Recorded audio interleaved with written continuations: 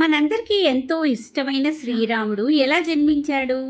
రామాయణం ఎలా ప్రారంభమైంది? ఈ రోజు నుంచి ఆ అద్భుతమైన కథల్ని తెలుసుకుందాం. చాలా కాలం క్రితం సూర్యుడిని ఆరాధించే ఒక గొప్ప రాజవంశం ఉండేది. ఆ వంశాన్ని సూర్యవంశం లేదా సూర్యవంశీ రాజులు అని పిలిచేవారు. ఈ వంశంలో ఎంతో మంది గొప్ప రాజులు జన్మించారు. హరిశ్చంద్రుడు, భగీరథుడు, రఘు మహారాజు, దశరథ మహారాజు మరియు శ్రీరాముడు చాలా ప్రసిద్ధులు. రఘు మహారాజు ఎంతో దాతృత్వం కలవాడు. అందుకే ఈ వంశాన్ని రఘువంశం అని కూడా పిలిచేవారు. అందమైన అయోధ్య నగరాన్ని దశరథ మహారాజు పాలించేవారు. ఆ రాజ్యం ఎంతో ధనవంతమైనది. ప్రజలంతా సంతోషంగా జీవిస్తూ ఉండేవారు. దశరథుడు చాలా మంచి రాజు. అతనికి ముగ్గురు రాణులు ఉండేవారు: కౌసల్య, సుమిత్ర, కేకే. కానీ రాజుకు ఒక పెద్ద బాధ ఉండేది. అతనికి పిల్లలు లేరు. ప్రతిరోజు దశరథుడు దేవుని ప్రార్థిస్తూ ఉండాడు, తన వంశాన్ని నిలబెట్టాలని. నాకు పిల్లలు కలగాలి అని బాధపడుతూ ఉండేవాడు. అప్పుడు రాజగురువు వశిష్ఠ మహర్షి రాజుతో ఇలా అన్నాడు: మహారాజా, ఒక పవిత్ర యజ్ఞం చేస్తే దేవుని ఆశీర్వాదం లభిస్తుంది. దశరథుడు చాలా ఆనందించాడు.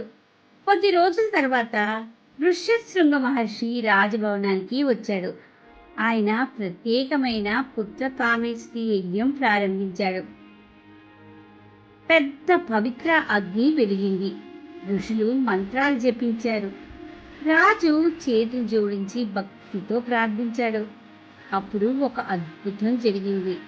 పవిత్ర అగ్ని నుంచి అగ్నిదేవుడు ప్రత్యక్షమయ్యాడు. ఆయన చేతిలో ఒక బంగారు పాత్ర ఉంది. ఆ పాత్రలో దివ్యమైన పాయసం ఉంది. అగ్నిదేవుడు చిరునవ్వుతో ఇలా అన్నాడు: మహారాజా, ఈ పాయాసాన్ని మీ రాణులకి ఇవ్వండి, మీ కోరిక నెరవేరుతుంది. దశరథుడు ఆనందంతో ఆ పాత్రను తీసుకున్నాడు. రాణులు ఆ దివ్య పాయసాన్ని స్వీకరించారు. కొంతకాలానికి వారికి నలుగురు కుమారులు జన్మించారు. వారే శ్రీరాముడు, లక్ష్మణుడు, భరతుడు, శత్రుఘ్నుడు. అయోధ్య మొత్తం ఆనందంతో నిండిపోయింది. రాజభవనం పూలతో అలంకరించబడింది. ప్రజలందరూ సంబరాలు చేసుకుంటున్నారు. ఇలా శ్రీరాముడి మహాకథ ప్రారంభమైంది. వీరందరిలో పెద్దవాడు శ్రీరాముడు.